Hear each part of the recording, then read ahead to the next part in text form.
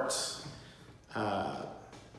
We're going to talk some more tonight about the glory of God. We talked about it some last week, and I felt like there's more to it that we can learn, so we're going to talk some more about it tonight.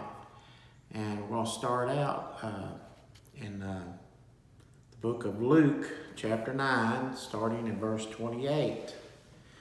And just to kind of remind us about what happened, like what we talked about last week, we talked about, God's glory and how that Moses wanted to see his glory, and he asked God, God passed before him, Moses got to see a little bit of his glory, and it made Moses' face shine, his light, and everything. So now we're going to talk about Jesus and his glory, and just, in glory, just a little reminder, means honor, splendor, majesty, distinguished, and all that can apply to Jesus as well as God the Father and the Holy Spirit. So there in Luke chapter 9, starting in verse 28, we're going to talk about the transfiguration. It says, "It came to pass about 8 days after these sayings, he took Peter, John, and James, and went up into a mountain to pray." So he took 3 of his disciples, Peter, John, and James. They call that like his inner circle of disciples. And as he prayed, the fashion of his countenance was altered. Now over in Matthew, when it talks about the transfiguration, Matthew 17, they say, it says his face shone as the sun, and his raiment was white and glistening.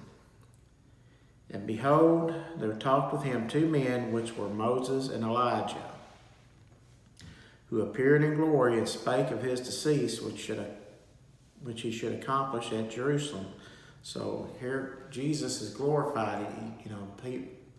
He's being in his glorified state, and his face is shining as the sun. His clothes and raiment are shining white and bright, kind of like when Moses saw God in his glory, and then later on Moses' face shone.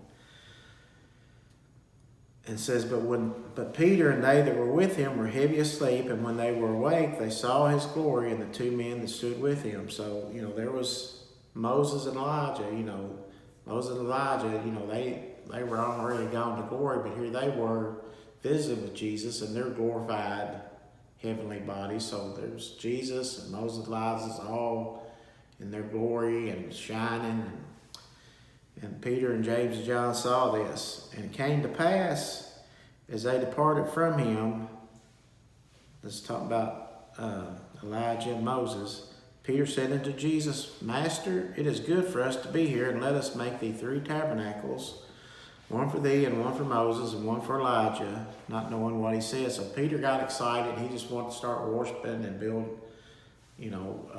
tabernacles and set up, worship for all 3. But he's just overly excited. It says, "While he thus spake, there came a cloud and overshadowed them. And they feared as they entered into the cloud." So a big cloud come down. It says a bright cloud in one of the other Gospels.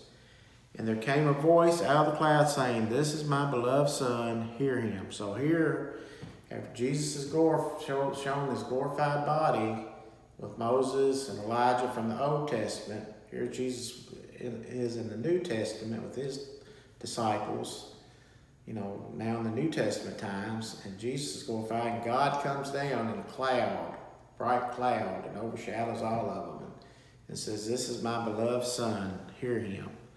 So, God is confirming that Jesus is part of him, and, glorifying him, and that we should glorify him. So, when talking about all this glory of God and Jesus, the question comes up, how do we glorify God? Well, we're going to go to John chapter 15 and verse 8. And it tells us there, this is Jesus talking. It says, "Herein is my Father glorified, that you bear much fruit. So shall you be my disciples." Okay, so that brings up another question. How do we bear much fruit? Well, let's read some more on down in that same chapter. Start at verse 8, go to verse 9, chapter 15. As the Father hath loved me, so have I loved you. Continue in my love. If you keep my commandments, you shall abide in my love, even as I have kept my Father's commandments and abide in his love. These things have I spoken unto you, that my joy might remain in you, and that your joy might be full. That is my commandment, that you love one another as I have loved you.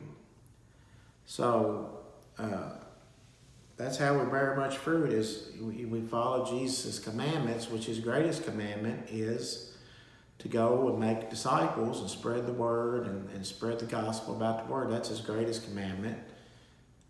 The greatest commandment is to love God, love him and love others are the two greatest commandments. But then as far as what we do, as far as our works as Christians, we are to, and part of that is showing love of God and showing love of others, is sharing the gospel with them. So that's how we bear fruit, and we bear fruit, we glorify God. So I just thank y'all again for tuning in, and hope y'all got some more out of this about the glory of God. Thank you for visiting.